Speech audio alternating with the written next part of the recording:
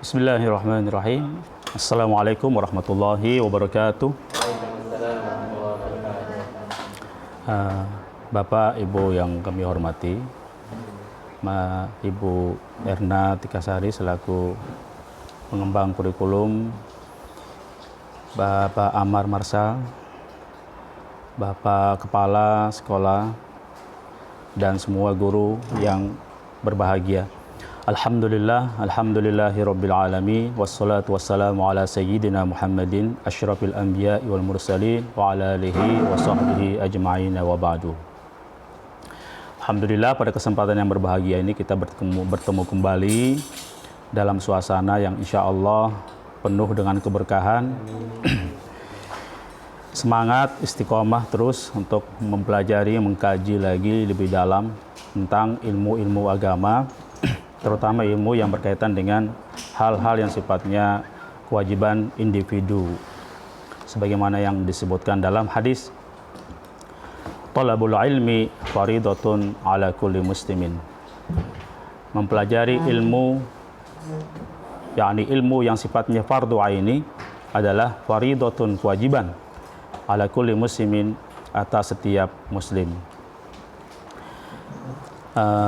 Di Jumat yang penuh dengan keberkahan ini, ada hal yang mungkin sering terlupa oleh kita. Di antaranya kayak ketika masuk masjid misalkan, kita kadang-kadang lupa dengan amalan yang mestinya kita dapatkan pahala itu, tapi karena kita lupa dengan niat, maka tidak jadi dapat amalan itu, yaitu amalan i'tikaf. Maka sebaiknya ketika masuk masjid kita berniat, nawaitul, bismillahirrahmanirrahim, nawaitul i'tikafa fi hadzal masjidi sunnatan lillahi ta'ala. Nawaitul i'tikafa fi hadzal masjidi sunnatan lillahi ta'ala. Termasuk diantaranya hal yang mungkin bagi kita itu adalah remeh, adalah bagaimana agar kita itu ketika diam, tapi kita selalu mendapatkan pahala. Bagaimana caranya? Salah satu trik, salah satu resep cara untuk melakukan itu adalah, atau kiat ya, bukan apa, dengan menulis. Sebagaimana kita tahu bahwasanya kertas putih itu tidak ada harganya apa-apa ketika masih kosong, ketika masih putih. Tetapi kalau kertas putih sudah berisi ayat Al-Quran, maka kertas itu akan senantiasa berharga selama masih ada tulisan itu. Naruhnya tidak boleh sembarangan, naruhnya harus dengan kehati-hatian. Emas akan selalu menjadi emas, akan selalu dihargai orang selama masih ada emas itu. Begitu juga dengan tulisan tadi. Ketika kita menulis lalu kemudian tulisan itu masih tetap ada, walaupun kita sudah meninggal, walaupun kita sudah tidak ada, tulisan itu akan membuahkan pahala untuk kita. Lepas daripada tulisan itu dilihat oleh banyak orang atau tidak. Sebagaimana kita kalau memasukkan video di YouTube ya, mungkin pengunjungnya nggak banyak, mungkin pengunjungnya cuma 1-2 orang. Tetapi selama masih ada video itu, insya Allah pahala akan terus mengalir, baik untuk orang yang ada di dalamnya atau semua pihak yang telah membuat video itu menjadi bisa berhasil berada di YouTube, dinikmati, dirasakan manfaatnya oleh orang lain. Ini mungkin ya salah satu pengejawantahan daripada min husnil mar'i khairukum khairun nas anfa'uhum linnas. Sebaik-baik manusia adalah orang yang paling banyak bermanfaat buat orang lain. Baik, saya sendiri berusaha untuk membuat itu, berusaha untuk membiasakan menulis. Karena apa? Karena kita pasti keterbatasan ya, nggak mungkin kita selalu berzikir, lidah kita pasti ada istirahatnya. Tapi kalau tulisan, insya Allah akan terus berzikir. Batu berzikir, apa saja yang ada di alam dunia ini, yusabbihu lillahi ma fis samawati wa ma fil ardh, akan senantiasa bertasbih, berzikir di luar kesadaran kita. Salah satunya tulisan tadi. Semoga kita bisa melaksanakan ini. Amin ya rabbal alamin. Baik, salah satu di antara hal yang harus diketahui oleh setiap yang mengaku muslim adalah, sebagaimana pernah disebutkan di halaman sebelumnya, adalah al-qadru alladhi yajibu ta'allumuhu min ilmi al-i'tiqad. Pertama, ilmu tentang akidah. Yang kedua, ilmu tentang beberapa bab fikih. Beberapa bab fikih, baik fikih yang sifatnya ibadah dan fikih yang sifatnya muamalat. Liman yata'atoha. Bagi siapa yang bergelut, bagi siapa yang akan selalu berhadapan dengan permasalahan di bab fikih itu. Wa ghairiha, dan yang lain-lain. Yang ketiga, ma'asil qalbi. Apa saja yang harus dijaga daripada hati ini agar kita tidak terjebak ke dalam maksiat hati. Ini ternyata termasuk ke dalam kategori hal yang harus dipelajari Bapak Ibu sekalian. Wal jawarihi, maksiat anggota badan. Kal lisani, seperti lidah. Apa sih yang harus dijaga daripada lidah ini agar tidak terjebak ke dalam maksiat lidah? Wa ghairihi, ataupun yang lainnya. Wa ma'rifatil zahiri min ahkamiz zakati, dan hal-hal seputar zakat yang zahir saja, liman tajibu alaihi, bagi yang wajib mengeluarkan zakat. Wal haji, dan melakukan haji lil mustati'i, bagi yang telah mampu. Adapun yang tidak mampu maka tidak, ya. Qala Rasulullah sallallahu alaihi wasallam, Rasulullah telah bersabda, talabul ilmi faridatun ala kulli muslimin. Ini yang disebut dengan ilmu yang sifatnya faridah. Adapun ilmu faraid, ilmu tajwid, ilmu tafsir yang sifatnya luas sekali, itu tidak diwajibkan untuk setiap individu. Apalagi ilmu eksakta, ya. Apalagi ilmu eksakta, ilmu ini tidak akan ditanya nanti ketika seorang masuk ke dalam alam kubur. Di antara hal yang harus dijaga Bapak Ibu sekalian, yang pernah kami singgung sebelumnya, adalah maksiat lidah. Betapa banyak maksiat lidah yang harus diketahui, hampir tidak terhitung. Kita seringkali di dalam bahasa kita menyamakan bagaimana mengatakan sifat Allah sebagaimana kita mengatakan, menggambarkan, atau kata-kata yang biasa kita pakai dalam hubungan sesama manusia. Contoh seperti memandang, menghadap, ya, memandang Allah, membayangkan Allah, menghadap Allah. Kadang-kadang ada orang juga dengan tidak merasa bersalah mengatakan Allah sewot, katanya. Allah katanya gregetan, kemudian dendam, atau mengatakan pangkuan Tuhan, tangan Tuhan,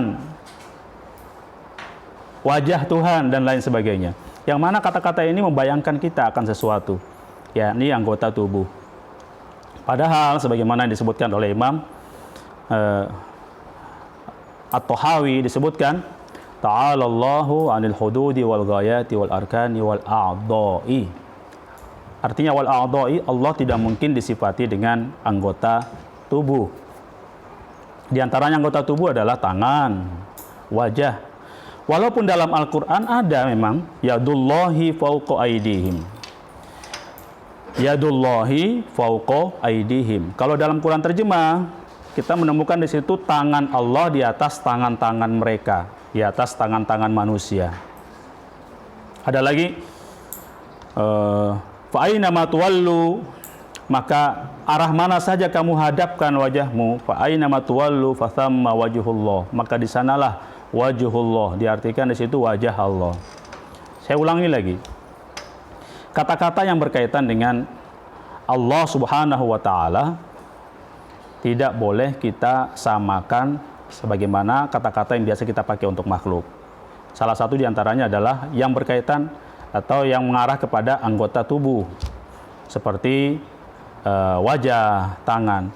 Yang ternyata kalau ditinjau dari segi redaksi bahasa Arabnya, maka kata-kata yadun, kata-kata wajhun tadi artinya tidak melulu anggota tubuh. Artinya tidak melulu anggota tubuh. Yadun artinya bukan tangan, di dalam redaksi bahasa Arab bisa berarti lain. Di antaranya adalah kekuasaan. Wajhun tidak selalu wajah. Dalam redaksi bahasa Arab ternyata kadang-kadang memiliki arti kiblat. kiblat. Nah, tapi kita tidak tahu siapa yang telah membuat bom waktu ke dalam Quran terjemah yang buat orang kadang-kadang bingung. Mengatakan Allah punya tangan, mengatakan Allah punya wajah, dan kata-kata seperti Allah ada di mana-mana, ainama wa huwa ma'akum ainama kuntum, dan dia ma'akum beserta kalian di mana saja kalian berada. Ini juga kalau diartikan secara harfiah maka memberikan kita kesan bahwa Allah itu ada di mana-mana, padahal tidak seperti itu maksudnya. Dalam redaksi bahasa Arabnya, wa huwa ma'akum ainama kuntum memiliki arti Allahu Maha mengetahui keadaan kalian di mana saja kalian berada. Lagi-lagi gara-gara masalah gagal paham dalam bahasa Arabnya. Dan sekali lagi kami tekankan bahwa bahasa Arab tidak boleh diartikan secara harfiah. Padanan kata dalam bahasa Arab luar biasa banyak, kadang-kadang dalam satu kata memiliki makna sampai 15 kata padanan. Sementara dalam bahasa Indonesia kadang-kadang tidak seperti itu. Contoh seperti kata-kata istawa saja, ini yang menjadi perdebatan di mana-mana nih. Terutama orang yang kekeh, yang bersekukuh mempertahankan arti istawa artinya bersemayam. Dan ini banyak nih kita temukan di mana-mana orang-orang sekitar kita mungkin yang sudah kadung terkontaminasi dengan pemahaman bersemayam. Padahal bersemayam dalam bahasa Indonesia tidak ada makna lain selain bertempat. Sementara kalau istawa yang redaksinya adalah istawa di dalam bahasa Arab memiliki arti belasan. Di antara daripada arti istawa adalah menguasai. Ini kaitannya dengan surah Toha yang berbunyi Ar-Rahmanu 'alal 'arsy istawa. Allah menguasai aras. Tetapi diartikan bersemayam di dalam Quran terjemah ya, tapi tidak semua Quran terjemah seperti itu. Kadang-kadang ditambah lagi dengan rentetan argumentasi yang sangat lemah, mengatakan bahwasanya bersemayamnya tidak sama dengan semayamnya makhluk. Kadang-kadang juga mengatakan Allah itu bertempat, tetapi tempatnya tidak seperti tempatnya makhluk. Ini kebohongan-kebohongan aneh. Kebingungan-kebingungan yang tidak perlu. Sementara Rasulullah Shallallahu Alaihi Wasallam bilisanin arabiyyin mubin. Al-Quran itu diturunkan kepada beliau Shallallahu Alaihi Wasallam dengan bahasa lisan arabiyyin, bahasa Arab mubin, yang terang, yang terang benderang, tidak ada yang kabur, tidak ada yang Nabi sendiri tidak tahu artinya. Kan ironis sekali ya kalau misalkan Nabi kita sebagai orang Arab tidak paham dengan bahasa Arab, tidak paham dengan bahasa yang beliau ajarkan. Tidak mungkin. Nabi pasti paham. Hanya saja apa pemahaman yang benar yang dipahami oleh Nabi, tentunya kita harus belajar, gali ke orang-orang yang dekat dengan Nabi, para sahabat, orang-orang yang ada di sekitar Nabi. Kemudian diturunnya lagi tabi'in, kemudian diturunnya lagi tabi'ut tabi'in. Kalau kita langsung hanya menggali daripada Quran terjemah, kita tidak mau mengkonfirmasi, menanyakan atau mencari bagaimana pendapat daripada para sahabat, bagaimana pendapat daripada para tabi'in, para tabi'ut tabi'in, langsung mengartikan sebagaimana yang ada dalam Quran terjemah, pasti kita bingung. Pasti kita bingung. Sehingga muncullah pemahaman-pemahaman yang aneh-aneh kayak begitu. Mengatakan bahwasanya Allah itu ada di dalam sorga lah. Kan ada yang begitu. Di antara kita mungkin, tetangga kita ada yang bilang, Bapak sudah meninggal, sekarang Bapak ada di dalam sorga bersama dengan menemui Allah dalam sorga. Padahal ini adalah perkataan yang bukan berasal daripada dunia literatur Islam. Ini kebiasaan yang ada dalam budaya orang non-Muslim. Dalam hal ini biasa yang saya tahu adalah Nasrani. Kalau orang Nasrani begitu memang. Orang Nasrani menganggap bahwasanya orang yang masuk surga itu bertemu dengan Tuhannya di dalam surga. Nah, kita orang Islam apakah seperti itu? Apakah kita belajar tentang Islam kepada orang Nasrani, ikut-ikutan sama mereka? Kan tidak. La a'budu ma ta'budun. Yang aku sembah tidak seperti yang kalian sembah. Gitu kan? La a'budu ma ta'budun. Wala antum a'abiduna ma a'bud. Kalian yang selama ini kalian anggap sebagai Tuhan, wala antum a'abiduna ma a'bud. Kalian tidak pernah menyembah siapa yang aku sembah. Kenapa demikian? Karena kalian tidak pernah paham tentang konsep ketuhanan dalam agama Islam. Apakah yang disebut dengan tauhid itu? Ternyata tauhidu sebagaimana disebutkan oleh Al-Junaid Al-Baghdadi, at-tauhidu ifradul qadimi minal muhdath. Yang disebut dengan tauhid adalah menjauhkan Allah daripada segala yang berkaitan dengan makhluk, sifat makhluk. Membayangkan Allah, menganggap bahwasanya Allah itu bisa dilihat. Ya, di alam dunia kita tidak mungkin bisa melihat Allah. Kenapa? Karena melihat Allah itu adalah nikmatnya orang ahli sorga, nikmat yang paling besar. Udah pertama, yang bisa melihat Allah itu adalah penghuni sorga. Penghuni sorga pun tidak semuanya mendapatkan kesempatan yang sama melihat Allah. Karena apa? Karena itu adalah nikmat yang paling besar untuk penghuni sorga. Sementara sorga sendiri kan ada tingkatan-tingkatannya penghuninya. Nah, jika mengatakan bahwasanya Allah bisa dilihat di alam dunia, ini orang kayak mimpi di siang bolong. Bagaimana melihat Allah? Nah, kalau pertanyaan seperti ini kita bisa menjawab, Allah Subhanahu wa Ta'ala tidak pernah berubah. Dari ketika langit dan bumi belum diciptakan, sorga dan neraka belum diciptakan, terang dan gelap belum diciptakan, Allah sudah ada. Ketika itu semua sudah ada, langit dan bumi ada, terang dan gelap ada, sorga neraka ada, Allah tetap sebagaimana sebelumnya semua itu ada. Bagaimana itu? Ya tidak bisa dipikirkan. Sekarang tidak bisa dipikirkan, besok nanti ketika masuk ke dalam surga pun tidak bisa dipikirkan. Yang berubah apa? Yang berubah adalah penghuni surganya. Penghuni surganya, simulasinya seakan mereka dibuka tabirnya gitu. Yang tadinya nggak mampu melihat Allah, oleh kuasa Allah Subhanahu wa Ta'ala dibuat menjadi mampu melihat Allah. Bukan Allah yang berubah, tetapi manusianya yang berubah, penghuni surganya yang berubah.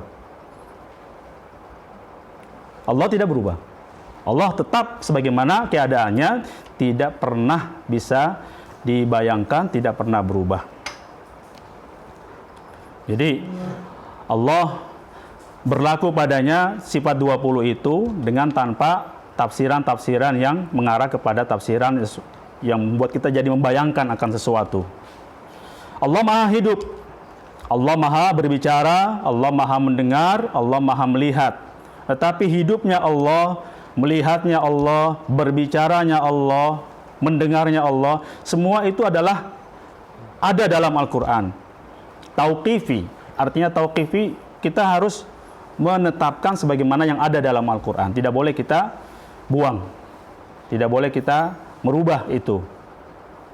Allah mengatakan dirinya Maha mendengar, kita harus menetapkan Allah Maha mendengar. Tapi dengan catatan, mendengarnya Allah tidak sama dengan mendengarnya makhluk. Ini yang benar, bukan bersemayamnya Allah tidak sama dengan semayamnya makhluk. Ini lain lagi. Ya kan?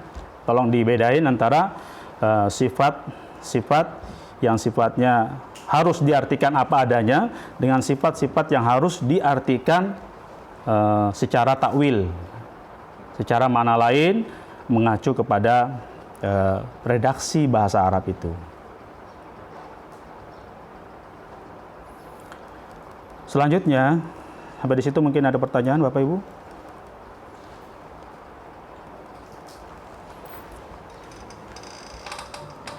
Pak Acang biasanya suka ada pertanyaan.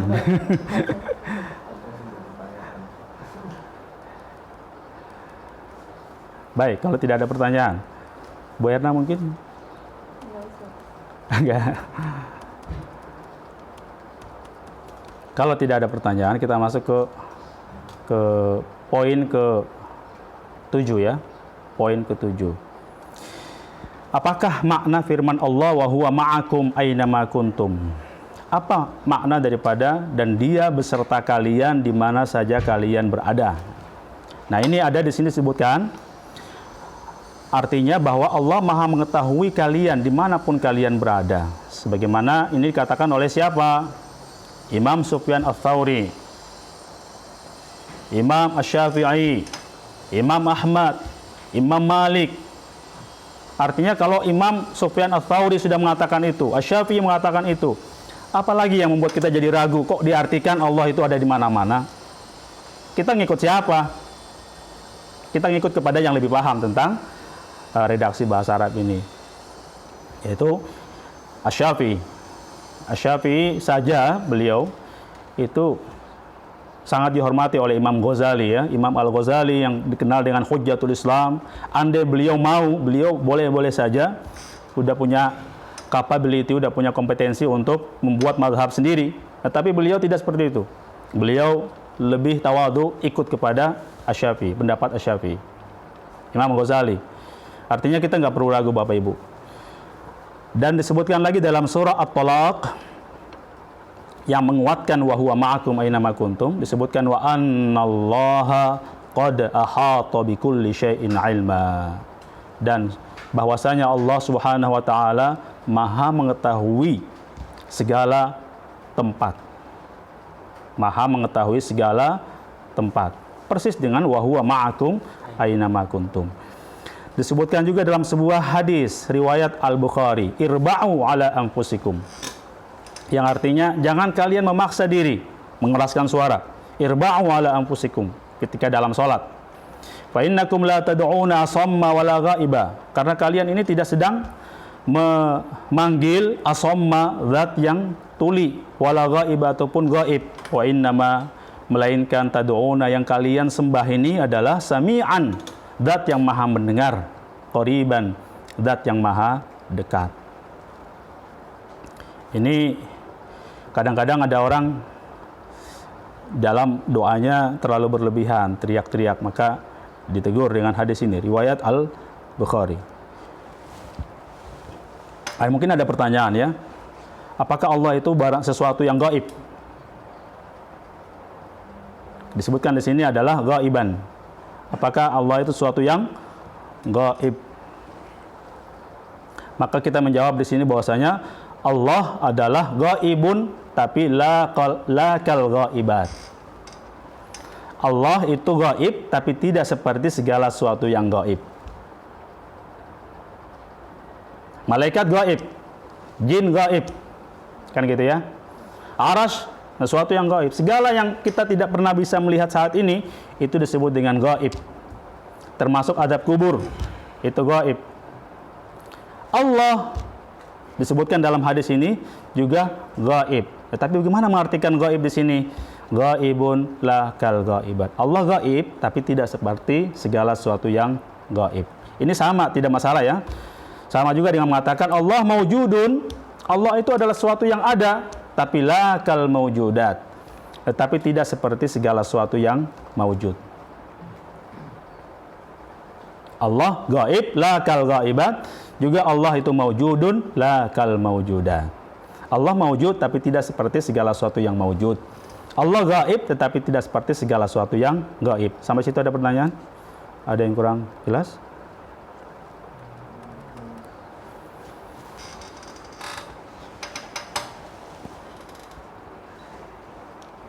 Baik, kalau tidak, masuk ke poin yang ke-8. Apakah dosa yang paling besar? Jawab, dosa yang paling besar adalah kufur. Dan termasuk kufur adalah syirik. Kufur itu apa sih? Kufur adalah keluar daripada agama Islam. Di antara kufur adalah perbuatan syirik. Syirik adalah menyembah selain Allah. Disebutkan dalam surat Luqman, a'udzubillahi minasyaitonirrajim. Ya bunayya la tusyrik billahi innasyirka la dzulmun 'adzim. Wahai anakku, janganlah kamu menyekutukan Allah, karena menyekutukan Allah adalah kezaliman, adalah kesalahan, adalah pelanggaran yang besar. Rasulullah SAW pun pernah ditanya, apakah dosa yang paling besar? Beliau pun menjawab, engkau menyekutukan Allah padahal Ia telah menciptakanmu. kita senantiasa menjaga diri ya agar tidak masuk ke dalam dosa syirik. Di antaranya dosa syirik adalah seperti percaya kepada perkataan dukun. Ya, percaya kepada perkataan dukun. Kenapa? Karena dukun ini adalah arraf, sok tahu tentang barang yang belum terjadi, sesuatu yang belum terjadi. Padahal Nabi kita sendiri SAW pernah mengatakan bahwasanya Muhammad tidak tahu apa yang terjadi di balik tembok. Artinya apa? Beliau dengan kenabiannya, beliau dengan mukjizat yang Allah berikan padanya, beliau mengaku diri bukan termasuk orang yang tahu barang gaib. Tetapi bagaimana Rasulullah bisa menceritakan bla-bla, menceritakan tentang hari kiamat dan lain sebagainya, tanda-tanda kiamat, karena diberitahu oleh Allah Subhanahu wa Ta'ala, bukan karena kayak dukun tadi. Maka mendatangi dukun, bertanya kepada dukun, percaya kepada dukun, ini adalah kesalahan-kesalahan yang nggak boleh dilakukan sebagai seorang muslim. Melangkahkan kaki ke tempat dukun hukumnya haram. Bertanya kepada dukun, walaupun tanya iseng, nanyanya iseng nih. Dukun saat ini ada di dalam rumah juga ada ya, lewat televisi kita bisa lihat acara-acara orang-orang yang sok tahu tentang barang gaib, yang indigo itu. Hati-hati ini Bapak, kita harus jaga, jangan sampai kita menjadi orang kayak nggak punya pegangan. Bertanya kepada dukun, kesalahan yang paling fatal lagi, percaya terhadap perkataannya. Wah, Masya Allah.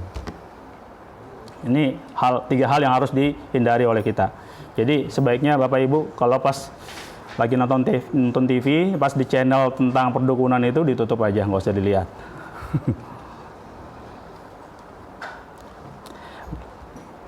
Masih ada waktu 7 menit ya. Apakah arti ibadah? Apakah arti ibadah? Ibadah adalah puncak ketundukan dan ketaatan, sebagaimana yang dikatakan oleh Al-Hafidz As-Subki. La ilaha illa ana fa'budun. Ya, disebutkan oleh Al-Hafidz As-Subki, makna daripada ibadah adalah ghayatul khudu'i wal khusyu'. Di mana orang itu sudah tidak tingkat ketakutan, tingkat ketundukannya udah super, maksimal. Tidak ada lagi yang lebih daripada itu. Kita boleh saja takut kepada jin, tetapi tidak boleh kita menyembah jin. Dan tidak juga dikatakan karena kita takut pada jin berarti kita sembah jin. Kita boleh saja takut kepada singa, tapi bukan berarti karena kita takut pada singa berarti kita telah menyembah singa. Pengertian ibadah dalam yang dikatakan oleh Al-Hafidz As-Subki adalah puncak ketundukan, yang mana tidak ada lagi yang mengalahkan rasa ketundukan itu atau rasa ketakutan itu. Nah, ini perlu dijelaskan kenapa? Karena ada sebagian orang yang mengatakan bahwasanya bertawasul itu sama dengan menyembah selain Allah. Bertawasul. Ya Abdul Qadir, contoh kayak gitu tuh. Ya wahai Abdul Qadir, atau ya Muhammad, wahai Muhammad sallallahu alaihi wasallam. Katanya dengan berkata begitu, orang sudah menyembah kepada selain Allah. Nah, di sini kita jelaskan bahwasanya tidak selalu dengan menyebut nama orang berarti kita menyembah pada orang itu. Tidak selalu. Di sini nanti akan muncul kemudian keterangan bahwasanya tawasul itu hal yang biasa. Tawasul hal yang biasa. Orang mau berdoa menggunakan tawasul silakan. Mau tidak pakai tawasul juga tidak apa-apa. Disebutkan dalam Al-Quran, walau annahum idzalamu anfusahum. Walau annahum idzalamu anfusahum. Andai mereka ketika sedang berbuat salah itu, ja'uka, mendatangimu Muhammad, wastaghfirullaha, dan mereka meminta ampun kepada Allah, wastaghfaralahumur rasul, dan Allah pun Rasul pun mendoakan mereka, memintakan ampun untuk mereka, lawajadullaha tawwabar rahima, maka pasti Allah mengampuni mereka. Artinya ada dalam Al-Quran. Ada juga disebutkan wabtaghu ilaihil wasilah, carilah jalan menuju Allah, dengan wasilah. Carilah wasilah di dalam hal untuk mendekatkan diri kepada Allah. Artinya tidak ada yang salah di dalam masalah tawasul. Jangan mengatakan atau berpersepsi bertawasul itu sama dengan menyembah selain Allah. Mau pakai tawasul, monggo silahkan. Nggak pakai tawasul juga, nggak apa-apa. Cuman perbedaannya bagaimana sih? Perbedaannya ibarat misalkan kita berada di Malang hendak ke Bekasi, yang pakai bis ke Malang ke Bekasi itu namanya bertawasul dengan bis. Yang pakai pesawat ke Bekasi itu namanya bertawasul dengan pesawat. Yang jalan kaki, ya berarti dia nggak bertawasul dengan itu semua.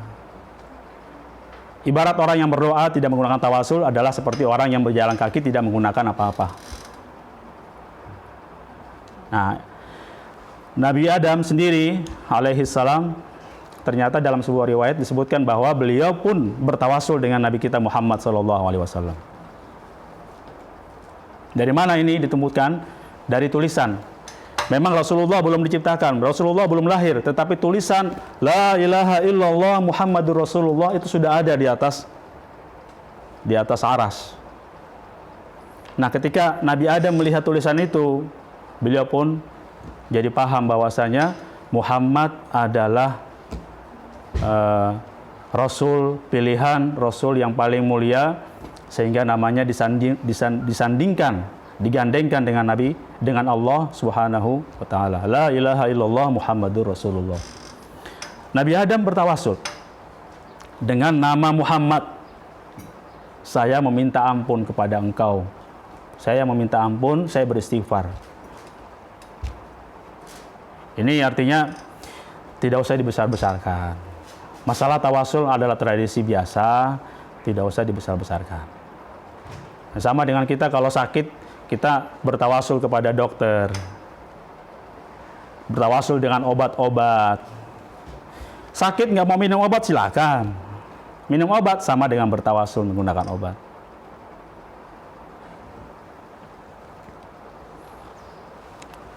Sudah kurang 2 menit. Ada hal yang mungkin ditanyakan, Pak Taufik?